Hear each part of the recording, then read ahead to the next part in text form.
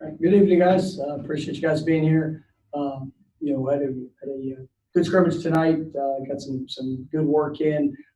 Really rolled it more as a in-game situation, so we were able to see a lot of different things. Have to have some a quick reaction, sudden change. I thought the defense was dominant tonight. We really attacked in all aspects. Controlled the line of scrimmage. I was able to do a nice job with creating negative plays. Offensively, struggled to really get in any rhythm. Have a play here or there, but then a mistake that would force a longer yardage situation. And right now we can't afford to do that. With where we are, and we have a lot of work to do. We got to continue to get better. Have a continued investment in understanding our assignments and what we're supposed to do, and then obviously continue to get better fundamentally. In each of those areas as well.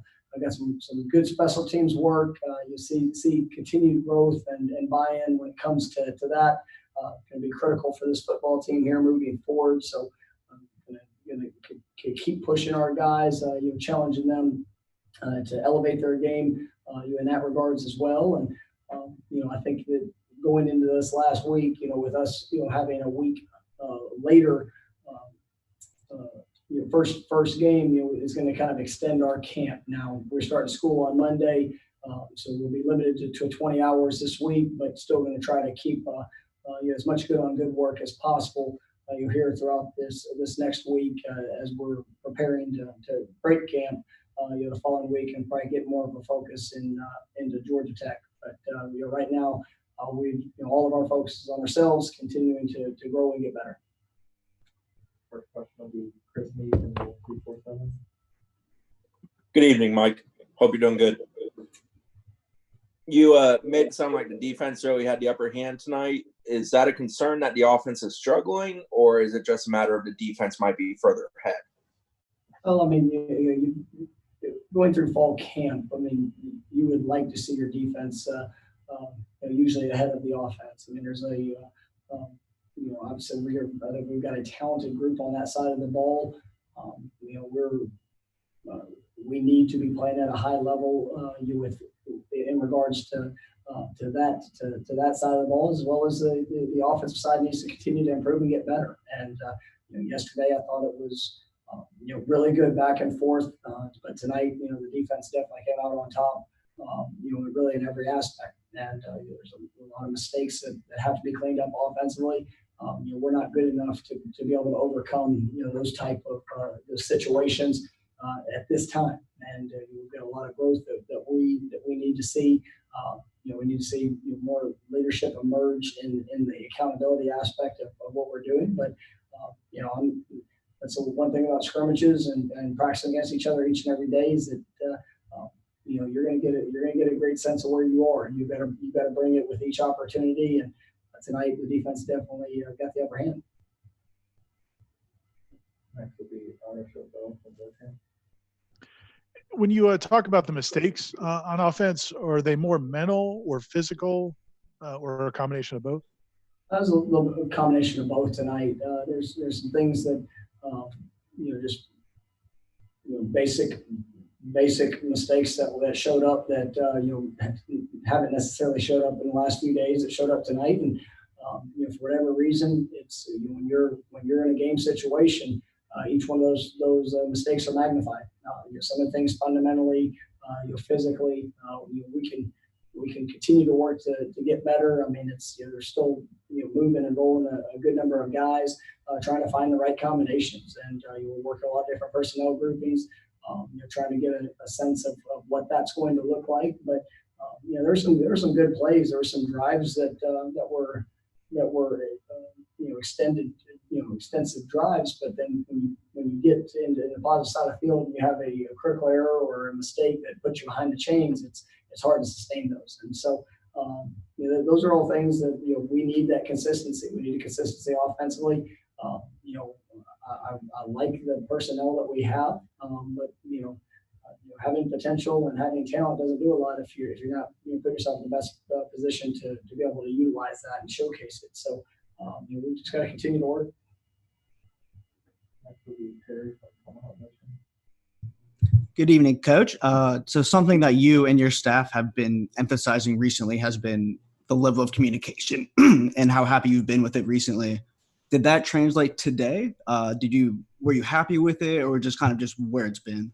Well, we had some miscommunication today that caused some problems, and I want to be faster in our communication. That's even the defense that you had a good performance. I didn't think we were communicating as fast as I'd like us to see, and they played fast, but I think we need to do a better job of getting the calls, make sure we're set. Any additional communication that needs to take place, and then ball snap, we gotta fly around to it. So I think we did some good things in that regards. Getting ourselves started by operating as quick and as efficiently as we can is something that we're going to continue to improve.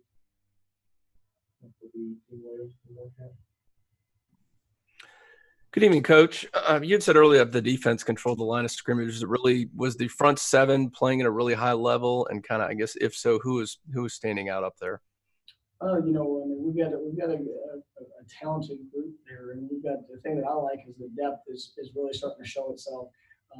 You look at the defensive front. I mean, really all those guys are having impact plays. I think Robert Cooper's having a really nice camp. He's continuing to lose body weight, and you get to where he is very active and helping control the line of scrimmage there. Fabian Levitt is going to be a really impressive player, I think, not only this year but for his future. Just so excited about what he brings and what he's added.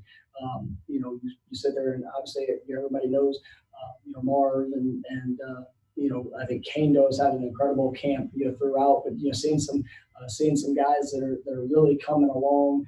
Some of our younger guys, I think our linebackers, the competition has definitely helped.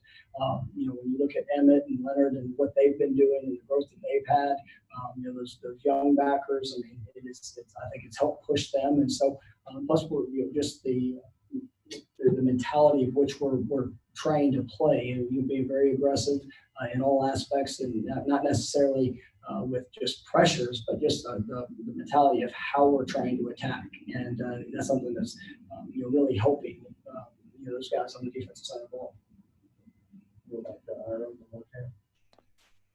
I know schemes change from year to year, especially when the new coaching staff, but the defensive ends last season did not put up a lot of numbers in terms of sacks. Do you see more from the defensive ends from this group in terms of getting after the quarterbacks, and what does that do for the defense if you can get that pressure from those ends? I think it's going to be critical for our success, and we need those guys to play at a high level. We know that the interior push is going to be there. I feel very confident that it's going to be there, especially with the depth that we have. But when you look at guys like Kando, you look at J-Rob. I mean, those guys have played a good amount of football here throughout their career, and we need them to continue to elevate their game. Young guys like Josh Griffiths, Tay Williams is flashed. He did last week, and I thought there were a couple good plays again tonight. Derek McClendon, I think is putting together a solid camp. He just needs to continue to work on that consistency, play in and play out. But those guys they're working hard, and they're all challenging and competing with each other, and it's something that's going to be essential for our success, especially from that end position. Hi, Mike. With the offense struggling to get in a rhythm, like you said today, does that fall on any specific position group to kind of start to get things going? Offensive line being more consistent, or quarterbacks picking up leadership? Is there a certain group that you look at to get the offense going? That's when to play good offensive football, it's going to take every position group to do their part, and that's part of the problems that we had this evening, is that there would be different groups at different times that would have either a mistake or not put ourselves in the best position with some drop passes, and some busting protections, things that showed up fundamentally that we've got to improve on, and we had some just dumb penalties that we have to get corrected, and things that are totally in our control. But that's why we coach, and why we practice, and we just have a lot of work to do here these next few weeks before September 12th. Would you like to add on to Warchant? Coach, the adage is that you make your strongest growth between game 1 and game 2. Does that apply at all to scrimmages? I think you saw a step from our defense from the first scrimmage to tonight. I thought they were continuing to develop the confidence of what they're being asked to do. They were playing fast. You get 11 hats that were flying around the field, and that's what you're hopeful to see as a coach. And there's when you get to this point, the second scrimmage, when we're going against each other, there's a lot of familiarity, in schemes and things that the guys are being asked to do. You're hopeful that the defense is playing like that together. That's starting to show up, and especially with the some of the experience that we have there, and the talented guys. It's important that they continue to push to get better. But I thought we did see a nice jump from them from 1 to 2, and we're going to need to continue to see that from the offense as we're getting closer to the first game. Hey, Coach. Hope you're doing well. You mentioned the offensive struggles tonight, but specifically with the quarterbacks and James Blackman. How did they do tonight, and just what were your overall thoughts at that position group? I thought James did some nice things. There were a couple plays I know that he'd like to have back. He is. I really like the progression I'm seeing from James, and really all the quarterbacks. I mean, those guys are working hard. Obviously, with Chuba, being out this week. I mean, Tate got a bigger workload. So, I mean, he's just getting the game to slow down a little bit for him and just continue to build that confidence, and where his eyes need to be and the rhythm of what he's doing. Obviously, I think when you look collectively in that room with Jordan, I like the quarterback group that we have. I really do. I think that the diversity in their talents and what they can do. It's just the consistency of the level of play and not letting one play, whether it's really good or really bad, affect the next play. And that's part of their maturity throughout the offense, and it's going to be a critical factor in their growth. Coach, how did the tight end group look tonight? And especially with Jordan being out, how did the blocking look on that end, since you don't have your large human being anymore?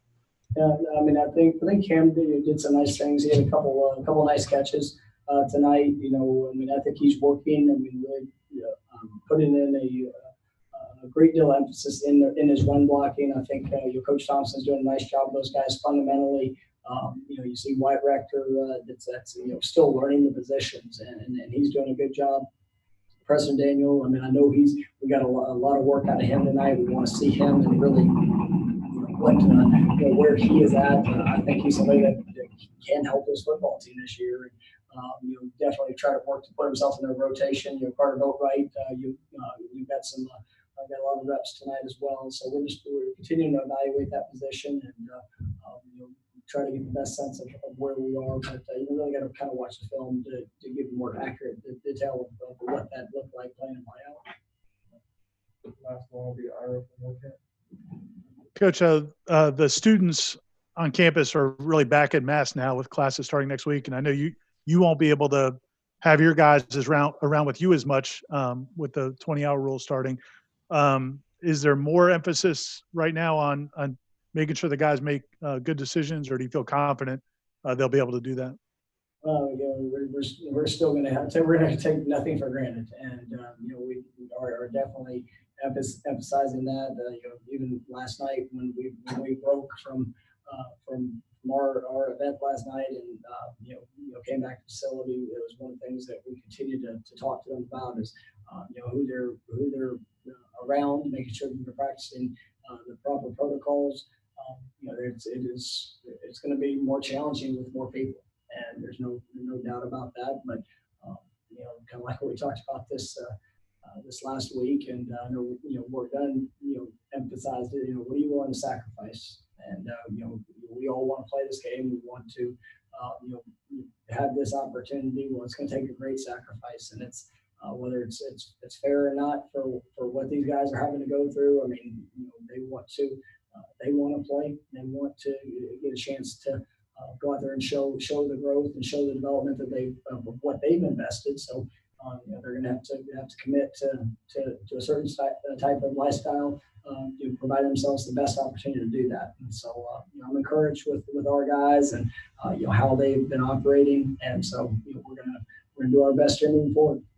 All right, thank you guys.